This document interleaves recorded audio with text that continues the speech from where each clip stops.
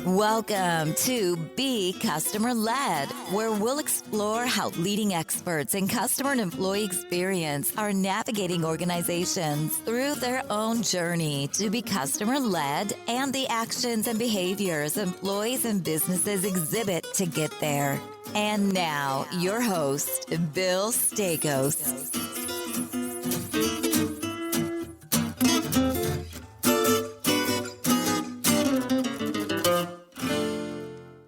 Hey, everybody. Welcome back to another week of Be Customer Led. This is your host, Bill Staikos. I am so pumped for this week's guest, not only because I'm a bit of a self-proclaimed wine snob. Now you guys know something about me, but also our guest today has an amazing role. Joe Fisch is the CEO of Wine Access, which Wirecutter has named the #1 wine club in America. It is a really cool company, and I'm excited to have Joe. Joe, thanks so much for being a guest on our show. We're going to have a really cool conversation. I can't wait to get into it. Well, Bill, thanks for having me, and always love to talk with other wine lovers as well. So it's going to make it even better. Absolutely. So we'll have to talk about, actually, you know what? Before we get into it, I always ask the first question, tell us about your journey. What's your favorite one? I got to ask. Or maybe what's your favorite region? I'll name 2 regions. Of course, I didn't answer your question exactly, but I love Champagne. So I think there's no better way to start or end a night than Champagne. Heck yeah, man. And then Northern Rhone. I love the Northern Rhone. So now where's Northern Rhone? So places I like the best would probably be like Côte Rôtie. So it's going to be it's going to be south of Burgundy. So if you think of a map of France, you start at the top and you got Champagne, then you go south to Burgundy, and then you go a little bit farther south, and then you hit the Rhone. And then the northern part of the Rhone is where you get mostly Syrah and big Syrah fans. So it's cured meats, black fruits, black pepper. It's all the greatest things in the world. Nice. I asked because one of our biggest markets, obviously, in the U.S. Not a lot of people may know that, but obviously our listeners in France are probably rocking on right now because they definitely know where it is. My favorite region is Châteauneuf-du-Pape. It just I've had one bad wine out of there out of 20 years. Was lucky enough to go there and just kind of chill out and visit some vineyards and enjoy some wine. But that's when I'm number 1. Number 2, though, is a small region in France called Priorat. Mm-hmm. And there's some solid wines coming out of Priorat. So anyway, all right, we digress. Let's get back onto a show. We got an important thing to do here. So Joe, tell us you've got a pretty interesting background. Tell our listeners about your journey, professional, what were the big differentiators for you, and how did you get to Wine Access? Yeah, it was a bit of kind of an accidental story in a sense. I started my career in audit of all things. I was a accounting major, tying out numbers, debits and credits, just because that's kind of how I saw the world. When it comes to any problem, I'm okay, we can quantify it, we can put it together, and that's just how my brain starts to click. So I started at one of the big accounting firms called PwC. And my my 2 biggest clients were Jackson Family Wines, which everyone knows of Kendall Jackson, and then Foster's Wine Estates, which is now Treasury, and it has big brands like Behringer and Meridian and Penfolds. So I spent my summers in wine country, and pretty early on, I was this is absolutely amazing. The wines that I was also able to get with an employee discount, being a 22-year-old auditor, not making that much money. I got addicted to the good life pretty quickly. I remember I was drinking 2003 Behringer Private Reserve. Wow. And I think I bought 6 cases of it because I was this is going to cost, if I ever get kicked off this client, I don't think I was that good. I'm not going to have an opportunity to buy this again. And that's really what initially kind of gave me the wine bug.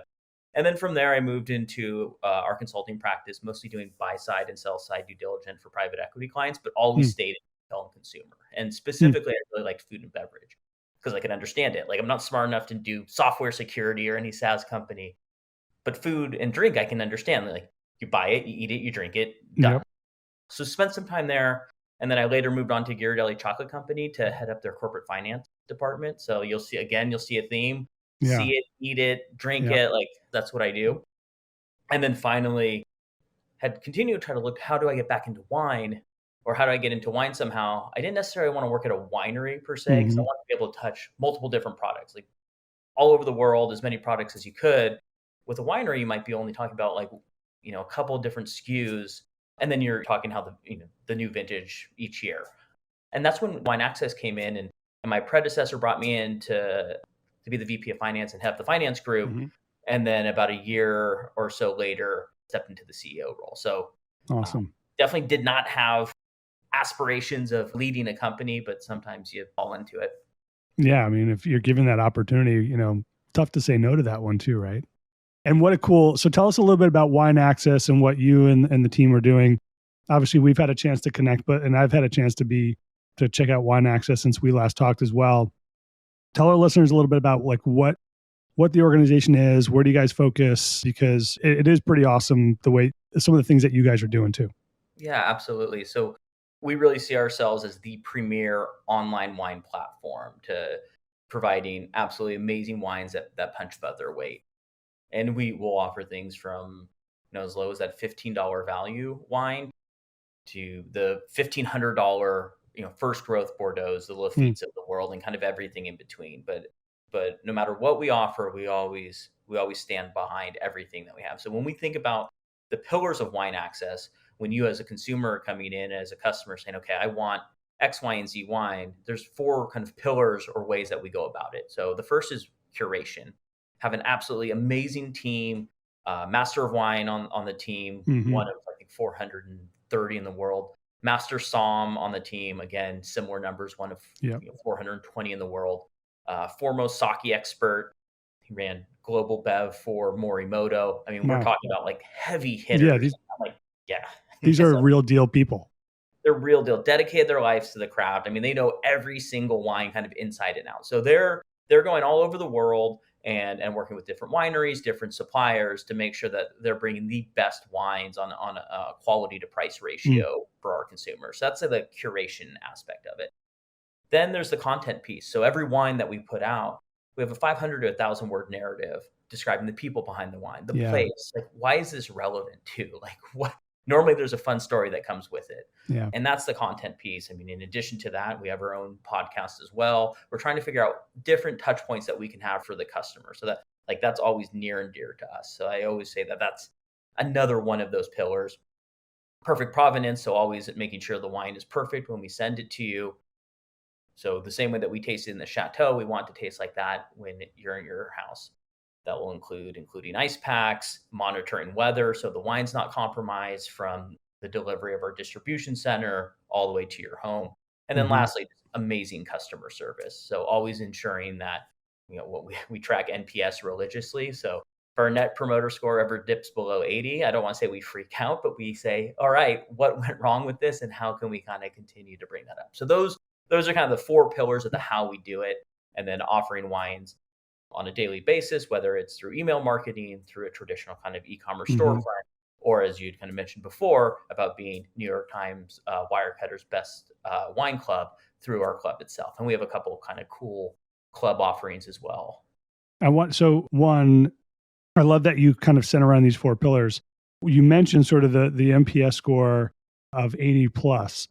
Now, how did you guys settle on that? Were you in the seat already and you guys were already looking at NPS? Like, why did the business? I always ask this question just because I'm a geek about this stuff and I've been in the CX space for a long time. Like, why did you guys choose NPS versus something else? Like, was it something about sort of the recommendation given the business you're in, like the propensity to recommend, or was there something else in there? And like, how do you guys kind of treat it internally? Yeah, I think what we found, especially in wine, and I think in a lot of products itself, but especially in wine because it's such a confusing place. And you think about how a lot of people get into wine, it tends to be recommendations from friends. Because you go to a grocery store, let's just pretend like you're very early in your wine journey. You go to a grocery store and you see, all right, this bottle says Burgundy, it's red. Like, I don't know what that is. Like, maybe it's Pinot Noir, maybe it's something else. So I think you end up relying on your network of friends, and hopefully you have one that's kind of the wine expert. And I think we all end up having one of those. Yeah. So the recommendation standpoint, I think, especially for wine and for most consumer products, is super, super important. 2, like, it's an easier thing. It's kind of an easy question in a sense. It's pretty straightforward. Like, would you recommend it or isn't? Because I think, especially from a data integrity standpoint, if you have an open-ended question and you're trying to like quantify it, Yeah. That's like can be pretty tough, and you can kind of manipulate the data Yeah. however you want to. With this, it's like you either did your job or you didn't. So it's kind of a low level of effort to accumulate the data. Hmm. We're always looking at kind of different things. I think there's one that we were looking at. It was like how hard, I can't remember the name of it. It's like basically how hard do you make your customers work to get Yeah. you the Customer product? effort. Yeah. Yeah, customer effort. So I think there's things like that we're evaluating. I mean, I'd love to hear what are the different ones that you've seen that you use, because we're always interested in saying like, okay, like NPS has been around for a long time. We also don't want to become like the dinosaur of metrics when there's Yeah. 15 other things we actually should be looking at. So I'd always love to hear, what Yeah. you see. I appreciate you asking. Look, I love MPS. There's a lot of people that poo poo the score. We've had Fred Reicheld on the show. He actually started MPS while at Bain over 20 years ago. I think in a retail context, and especially in your type of business, I think it's like a great question to ask. Because even if your effort is high on the website or whatever, you're not going to recommend, right? Like you might even say, hey, I was on WineAx's website. Like, they were recommended by, Wirecutter, New York Times, like, and I went there and I just didn't have a great experience. Like they'll talk about that. Those people are detractors, right? So I like it, but at the end of the day, like I always tell people, don't get hung up on the metric, get hung up on like what you're doing with it. And it sounds like, you guys are actually doing something about it, like internally as well. If it falls for whatever reason, you're an operation at the end of the day. You can't be 100% every time. Mm-hmm. It's about what you do with someone giving you like a 1 or a 0 on that scale at the end of the day. And it's not so much about, hey, our numbers up, up or down. That's always been my counsel. But I love that you guys are using it. In your business, I would always say this is probably the metric that you guys should be using. So Yeah. Okay. Well, good to hear we're on the right track. And yeah, I mean, we'll hear comments or say, hey, I think your prices were too high. So it may be in Q3 of 2021. I think it was Q3 of 2021. We saw more complaints about pricing being high, and we made sure to adjust that. It was still like, again, when you're an 80, it's very few people who are doing it. But that being said, we're still trying to optimize for that last, whatever it would have been. Very few detractors, like 5% or something like that. Or it could be like time from whether it's shipment to hitting my door or the personalization was off. So we can each month, we can basically look and often say, okay, this is where we're off. These are where the comments were coming in. It wasn't just like recommend or not, but we can see like very specific categories, and that will help kind of guide us and course correct. So how do you guys mobilize as a company? Like when you do get that rating, by the way, I do wonder, like with not only the fires out west, this past year or 2 years ago, I guess, and as well as sort of like supply chain issues. I'm hearing like like there was basically nothing for 2022. Like it's not going to come out next year. It might be a shortage of wine. I don't know if you guys are seeing that or hearing that too, but that might impact your scores at the end of the day. How do you guys like mobilize? Can you give us an example of like how you mobilize if someone isn't having a good experience, and do you engage that customer directly? Do you guys look at your processes and say, where can we improve? Like how do you guys think about that? Yeah, I think it depends on like where it's coming in and whether it's a prolonged trend or whether we think it was just like a simple spike. Anyone who reaches out and is essentially a detractor, or if they rate a wine low, if they have a low rated wine, our customer service team will reach out to them directly. Like we want to get more feedback from it, because I think sometimes you could say, hey, the time lag from when I ordered to when I got the wine was not quick enough.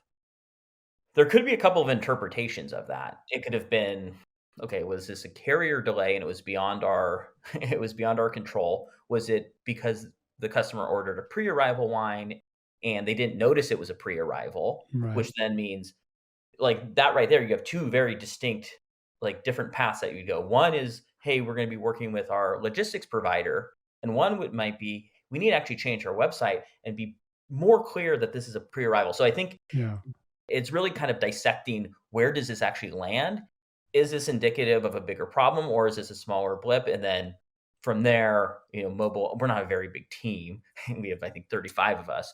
So then figuring out, okay, quickly, like what are the resources that we want to put against this? Is this something that like one person can knock out real quick and gets fixed in the next dev release? Or is this something where we need to say, we need to rework this process because we're seeing that in Florida for things that we put on a line haul truck, it's not getting there in a quick enough fashion. We need to be looking at kind of 2-day air options or things like that. And that got a little bit granular, but like it's important, like for us, when you're dealing at the consumer level, you kind of have to do that.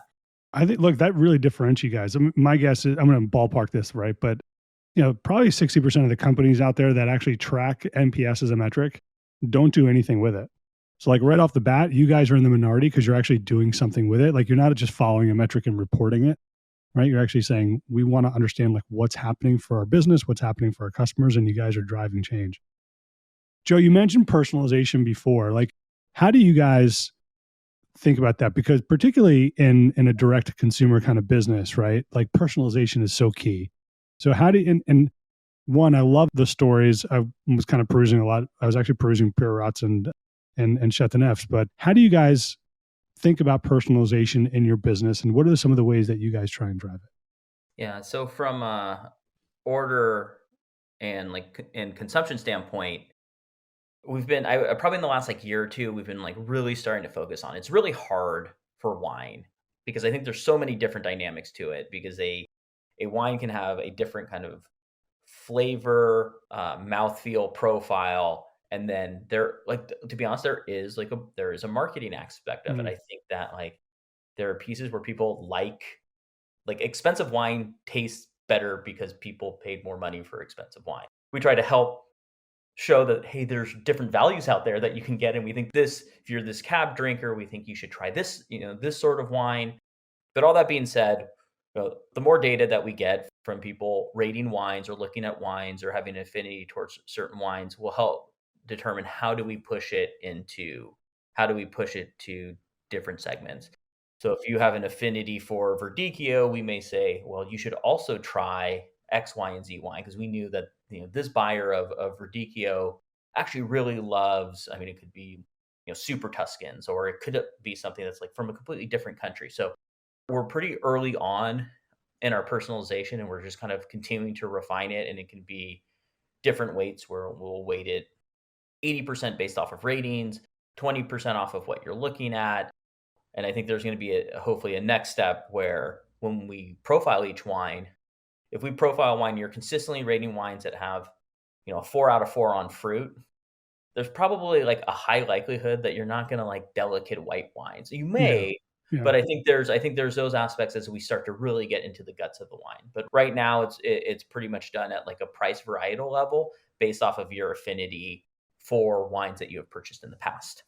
That's cool. I mean, like that makes sense, right? At the end of the day, when you think about sort of and I was checking out the site, like what really I find fascinating, particularly for subscription businesses more than some others, is this kind of like this thing around self-serve and giving sort of the customer a little bit more control over their destiny on some level, right? How do you guys think about, or how, even as like a CEO, like how do you think about giving customers control, whether that's self-serving, not just from a purchase or buying experience, but also maybe from a service or customer service experience? Like, how do you guys think about that and kind of bring that into Wine Access? Yeah, I think one of the things that we've always loved about our customer service team is like they're very accessible.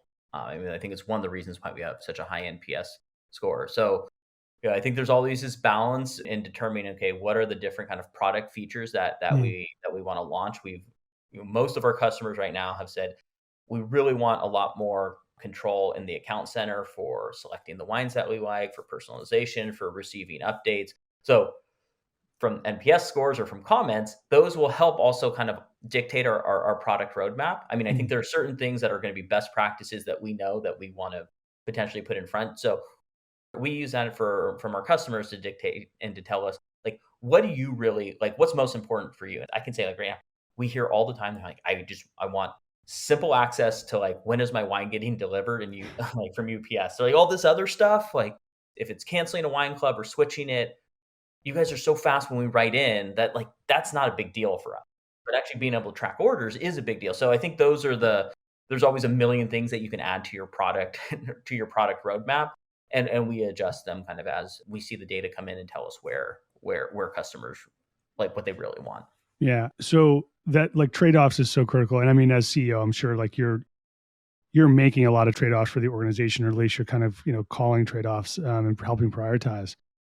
I think it's like your background from an audit perspective, as well as from a consulting perspective, really puts you in a great position. But like in customer experience and the discipline broadly, there's this really big conversation around, do you kind of, there's one camp that's like, just love your customers, hug them tight, and the money will come, right? Others are like, no, take the discipline, the toolkit, and point it in a direction of like driving revenue in a customer friendly way, but help it drive revenue, help it, find efficiencies in the business, et cetera. How do you how do you think about maybe that balance? One, given kind of your background, in audit, in finance, versus sort of like that, balancing profitability and revenue from an experience versus delivering that great experience. Because sometimes delivering a great experience can be costly, right? And I've actually seen businesses run themselves into the ground, literally go bankrupt because it was like everything had to be a wow moment, right? But like, how do you think about that given from your seat? Because I think that's something our listeners would really be really interested to learn, because that kind of helps them think, okay, how do I frame the conversation with my CEO maybe? Yeah, I mean, I think you obviously brought up my background as well. So I think most people, you hear anyone with like an auditor background or finance background is going to tend to probably be a little bit more conservative by nature, Yeah. especially from a fiscal perspective. I think a marketing, and I'm stereotyping a little bit, but like a marketing CEO probably will have a different view than I will. My hope is, no matter if you're building the right organization, you're going to have kind of a customer centric, obsessed with your customer sort of experience. That being said, you're going to have a hard time serving your customer if the example that you just said, you run out of money and like you end up, you're not like, you don't have a viable business model. Because I do think being like having a profitable company, like being able, like you can use that to reinvest into your employees. If you're running it completely to the bone, like at some point, like something's going to break. It may not be cash, but maybe it's like your employee base, or maybe Yeah. it's you're beating up your suppliers so much that they don't want to work with you. So I think, like, it's a beautiful non-answer that I'm giving. I get it. It's just, like it is like, I feel like a lot of times it's just like juggling. It's like, okay, what Yeah. ball is about to drop, and like, let's Yeah. make sure if you're juggling perfectly, like everything is, above the waist and you're keeping it up.